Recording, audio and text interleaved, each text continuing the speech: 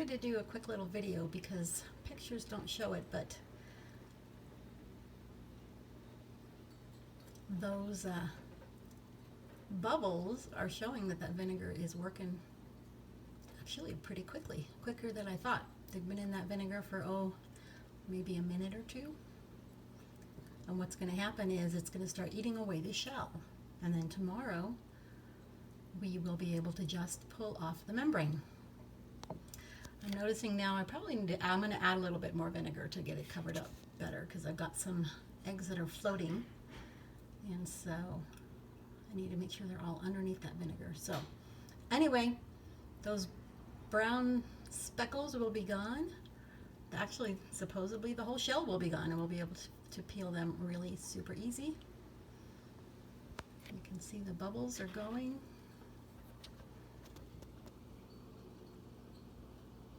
And things are happening.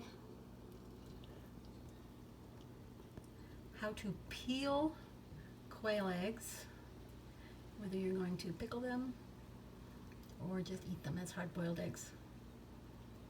We'll see what happens tomorrow. Bye.